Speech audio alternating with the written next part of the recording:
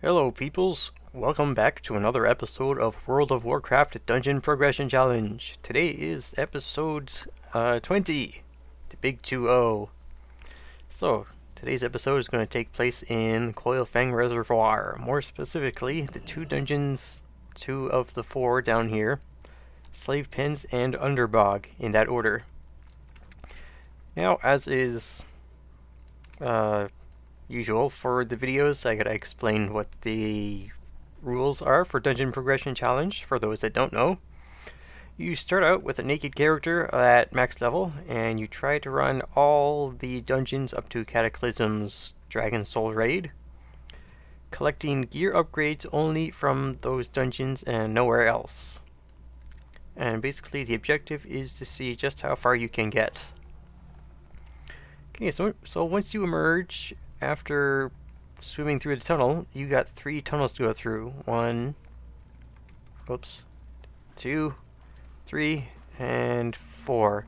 The best way to remember which one leads where is they're arranged alphabetically from left to right, except for, well, maybe the raid. So, Slave Pens, Steam Vault, Serpentine Cavern, that's the raid, obviously. But, okay, so not alphabetically for that. So, excluding that one. And Underbog is over here. So, first one, it'll be the far left. Slave Pens. This is actually the one running for Time Walk Burning Crusade dungeons right now, too. Fun stuff. And pop. Here we go. I hope I don't have dungeon difficulty set any differently. Okay, it's set to regular. Now, one thing I was thinking about was that has come to my attention was that there aren't enough Tuesdays and Thursdays before Legion hits for me to record and upload all the dungeons up to Dragon Soul Raid, so I'm going to have to increase my uploadness frequency quantity. Well, you get the idea.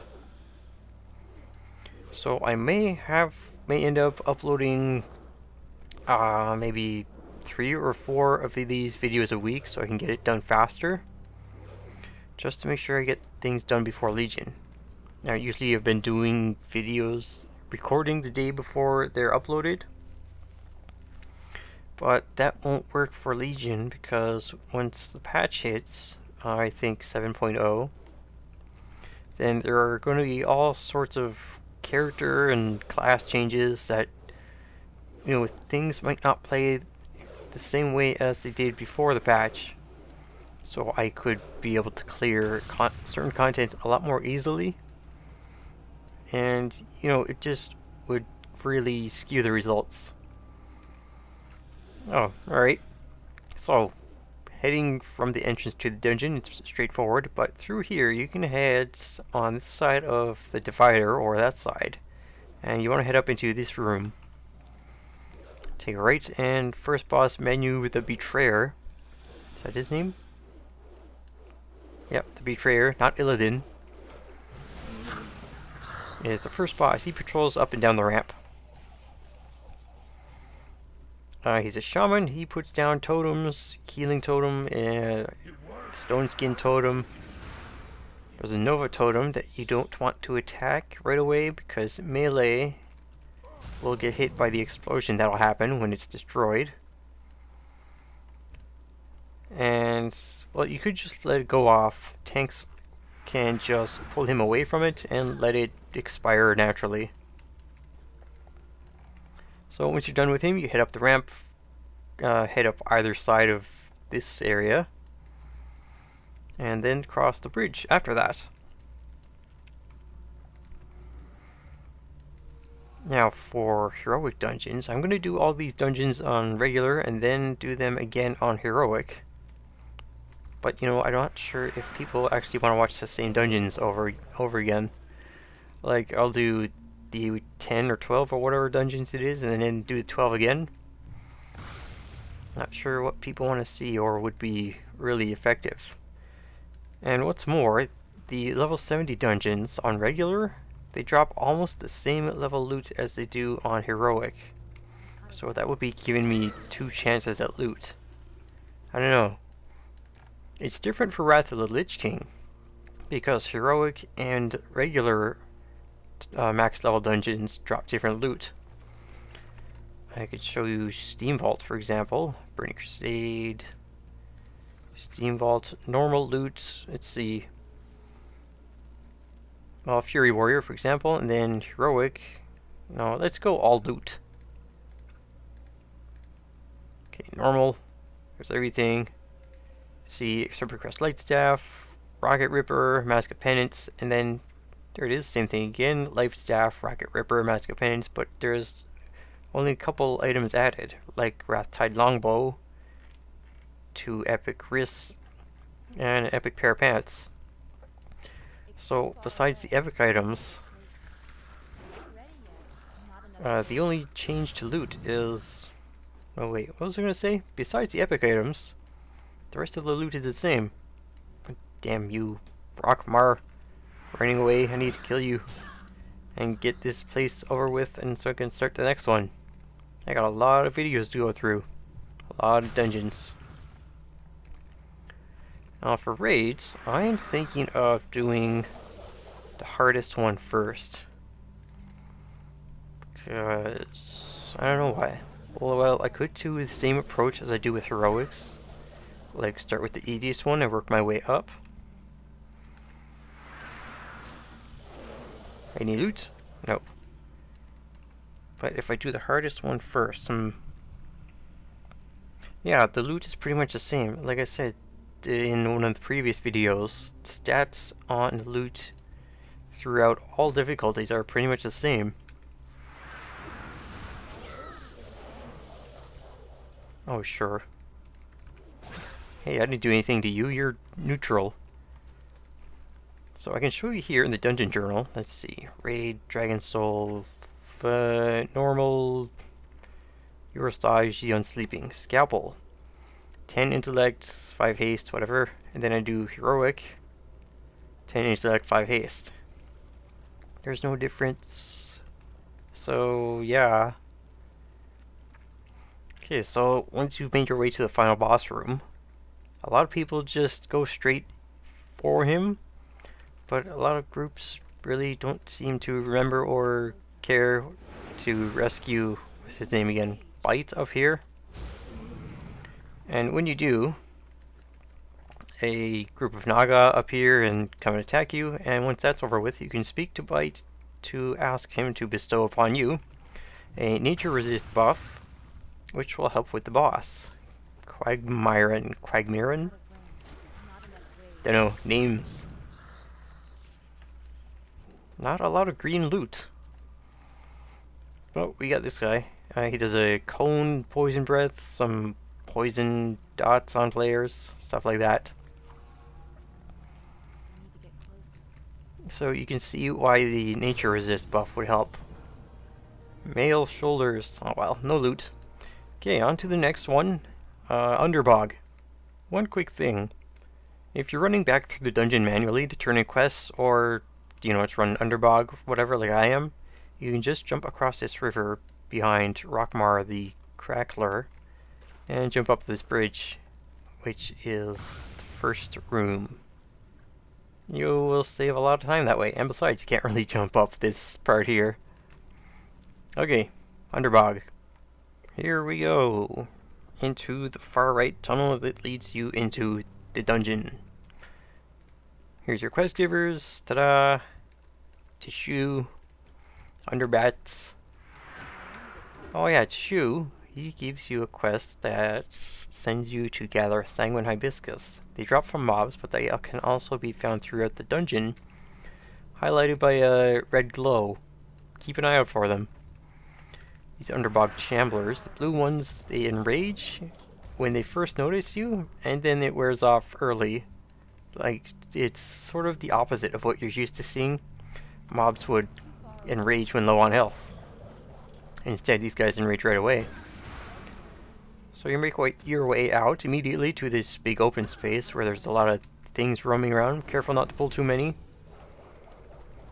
Of course, it's not really that difficult not to pull too many. But still, you don't want to wipe, obviously. Any loot for me? Greens, anything. It's been a while since I got any upgrades, and you know what? This dungeon has a really good upgrade for me. Hatebringer. Look at that. 18 strength. Why am I using an agility weapon? Oh yeah, the proc. This is actually only good for raids, but it is pretty good. 229 strength is really good. Okay, so up the ramp, you fight 2 bog giants before the first boss, Hunger Fen. He doesn't do much really. Poison clouds, I think, or maybe not right away, but after a while, he does spawn little mushrooms that grow over time. Nope, that's not good for me. And I think he absorbs the strength of the mushrooms and that heals him. Something like that. So, I don't remember if you can kill or have to kill the mushrooms. Whatever. But it's there for you to know. Abilities. Spore Cloud, Fell Spores. 20% health, you release Fell Spores, leeching health from all players. And you can outrange it. Oh, very nice. Underbog mushrooms explode in a cloud of spores after 20 seconds. Okay, so walk along this ledge here. Trying to keep an eye out for hibiscus. Die. Creeping moths, that's not it. Make your way over the edge, and yes, you can fall off. It's easy to get lost in here. This is a pretty big place. Bit of lag there. Any loot? Nope. How about I pull everything up to the next boss? What's it called? It's the one with the big hydras. Gazan. Gazan. Come here. You come too. Thank you. So you hit up here. Pull these guys, do a U-turn. Pull the rest of everything up to this long assemblage of pipes towards the center platform, but actually not right away. You're meant to take your time with the trash so that, I don't know, through some event, Gazran will swim over to this ramp in the water and make its way up and around and towards the platform before you're actually finished with the trash. That's how it was meant to be done, but I haven't really seen a group go slow enough to let him make his way up there before they were done with the trash. No gear at all, not even anything. Jeez. So here he comes, taking his time. I think, maybe. Where is he? He's along the back. Jeez. Well, if you want to, you can just meet him halfway. I think he's got a tail whip, but he does have a poison breath. The tank has to stand in it. Aw. No Hatebringer. Is that what it's called? Yeah. Oh well. There's always the next one. The next good item for me. He's got a poison breath. I think he does a tail whip. Tail sweep. Yeah. Acid spit. Yeah. Acid breath. He will channel and focus the tank, so the tank will always be getting hit by it, so moving out of it is pretty useless, and if you do try to move out of it, you will probably hit other players who are trying not to stand in it. Anyways, jump off the platform, continuing straight ahead from where you walked onto it, through this hole, and turn left at the cavern you fall into. And kill a snake. Good job, snake killer. Oh, and just up the left here is one of the NPCs for one of the quests that you get at the start of the dungeon.